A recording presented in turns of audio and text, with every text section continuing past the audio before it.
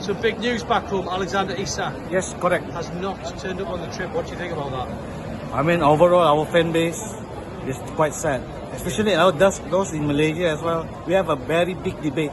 Some let's say, they say can go ahead and sell him. Some say no, he's very valuable to the team.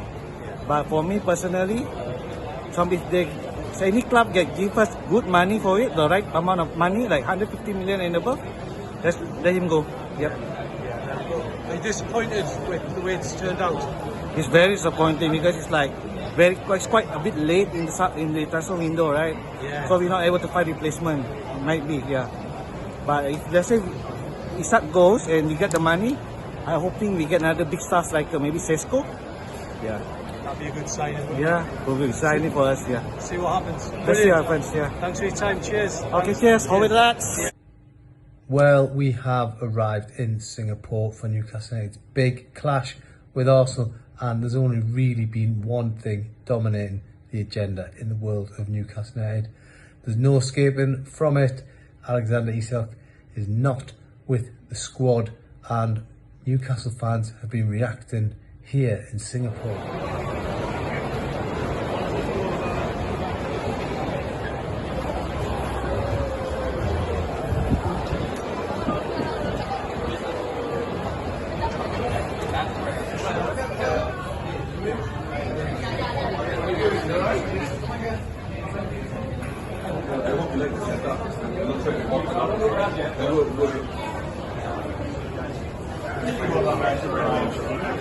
I'm Daniel. I'm a Singaporean. So I've been supporting the team since 1992, since the days of Andy Cole and Peter Beardsley. I fell in love with the team since then. So I've been supporting the team for very long years now, since Freddie Shepherd, Mike Ashley, and now it's the PIF. So I just find that Newcastle is the best team in the Premier League. I'm so glad that I'm here today, and I will be going to the match tomorrow to support our Mighty Toons. Whatever it is, Mighty Toons, up the tune. Yeah. Are you disappointed not to see Alexander Isak? It's okay. I'm used to it. Yeah. I've seen Andy Carroll leave the club. I've seen Les Ferdinand leave the club. We will move on. I hope with the sale of Alexander Isak, we were able to get better players who can improve the team. It's not about one player. It's about the club. No player is above the club. Yeah. So my take is, if he wants to go, if his heart is no longer in with the Magpies, with the black and white, true blue Magpies, we don't even care. Please go, and you get some money so that we can get better players for us to improve the team and compete in all four fronts. Yeah. I am. You're good. So just give us your name and where you're from, please. Neil Stewart, from Foote originally, Geordie lad, but now live in Sydney, Australia. And made the little trip from Sydney to Singapore. Yeah, as I said before, you're getting a lot of trips in at the moment. Short flight, only 9 hours, not far to go. What about this? How good? And I only came to see what's happening here in Singapore. It's brilliant. Yeah, well, you've got the Carabao Cup in there and 2 Newcastle players, ex-Newcastle players, so it doesn't get any better than that. I think the fact that everyone's turned out just to see the Carabao Cup and just to see the hype and what's happening here in Singapore, yeah, that's why I'm here. In fact, I don't even, not worried if I get in that shop. Just brilliant to see all the lads like Daniel here. Yeah, and I have to ask, Alexander Isak, it's a big storm back home and he hasn't made this trip. What's your views on it? My views are good luck to the lad. If he wants to go and make some money elsewhere, we'll say thanks for what you've done, but we're going to move on. And whoever he goes to, we're going to be bigger than them. Yeah. Might take us a little while, but we're going to be bigger than whoever he goes to. Give us time, we'll be bigger and better. This might be the making of Newcastle United. Yeah, I'm Zeno from Malaysia. Yeah. Toon Army Malaysia. Yeah, and you're here for the Carabao Cup presentation. Yep. But also on the back of some big news back home, Alexander Isak Yes, correct. has not turned up on the trip. What do you think about that? I mean, overall, our fan base is quite sad. Especially those in Malaysia as well. We have a very big debate. Some let's say, they say can go ahead and sell him. Some say no, he's very valuable to the team. But for me personally, some if they any club give us good money for it, the right amount of money, like 150 million and above, let him go. Yep. Are you disappointed with the way it's turned out? It's very disappointing because it's like it's quite a bit late in the transfer window, right? Yeah. So we're not able to find replacement. It might be, yeah. But if let's say Isak goes and we get the money, I'm hoping we get another big stars like maybe Sesko. Yeah. That'd be a good signing. Wouldn't Yeah, will be exciting for us. Yeah. it? See what happens. Let's see our Brilliant. friends. Yeah. Thanks for your time. Cheers. Okay, cheers. Hold it, lads.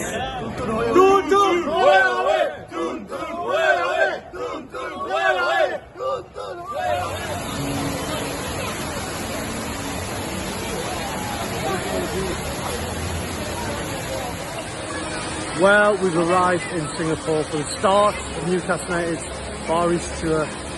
Obviously, it's very tranquil here, very refreshing. This coming down behind me, but obviously on the pitch, that's where things are very important for Newcastle United. And with this backdrop, it's going to be interesting to see how the political side of the Alexander Isak situation plays out here in Singapore. So this is where pre-season will continue for Newcastle United tomorrow night against Arsenal in a very, very humid Singapore. And yeah, it's going to be some game, and the conditions are going to be absolutely sweltering for the players who've been here for a couple of days now, and they have managed to get a taste for the conditions. But yeah, I mean, do Newcastle United need a result? I mean, that 4-0 defeat at Celtic was pretty poor, and I think really they're looking to, obviously they want to set a certain tone for the season ahead, and getting a result against Arsenal would certainly do that. I mean, Newcastle went into that game against Arsenal at the Emirates Stadium still in with a chance of finishing second, and ultimately slipped all the way to fifth. So this is a real early test of their credentials. Do you read too much into pre-season results? I said at Parkhead, the answer is no. But in terms of a performance, in terms of something to cling on to, I think Newcastle do need something tomorrow night. They need some positives, really. It's been a disappointing week in many ways with what's happened with Isak, and I think now Newcastle must move on from that. He's not here. They've got to get on with the players. They've got to get on with the players that they do have, and I think for Eddie Howe today, you've seen it. He's trying to galvanise people a little bit, and he needs to, and the players have obviously said their piece on it. There's nothing they can do about it. It's one that just has to be parked, and Newcastle have to get on with pre-season, which continues here tomorrow night against Arsenal in Singapore. I mean, what did I make of what Eddie Howe had to say today? I mean, there's not much else he can say really, because in some ways it feels like he's been not so much let down, but it's the last thing a manager would need is this going into a big pre-season. I think really for him, he said it in his press conference that Isak informed him that he had this slight groin injury, and then it's progressed to missing training, and then it's progressed to missing the trip. So yeah, very difficult, especially when you haven't got a load of centre forwards anyway. But I think realistically, it's not something that should set Newcastle back too much, because as I've said before, their first 11, especially with Isak in it, is absolutely brilliant. And it's not, the first 11 isn't the problem. The problem is backup players, and this Isak situation just underlines that. So Eddie Howe, as well, mentioning that the owners, they'll probably have the final decision on this. It's one for him where he can be powerless to an extent. If the owners say that your star man is being sold, then he goes. But what we have seen when players have been sold at Newcastle is that money gets reinvested back into the team. And I think that's probably not the best case scenario, but it's it's a better case scenario certainly.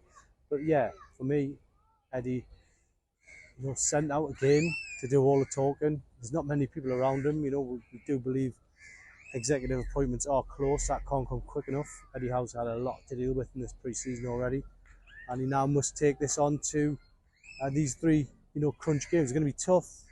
Even walking around here is very, very stifling, it has to be said. But it reminds me of Newcastle's trips to China and Japan in recent times, where you know, it is all about conditioning. So yeah, it's going to be tough, but it's an opportunity for other players to stake a claim going into that game, the first opening Premier League game against Aston Villa at Villa Park, which will be the big kick-off.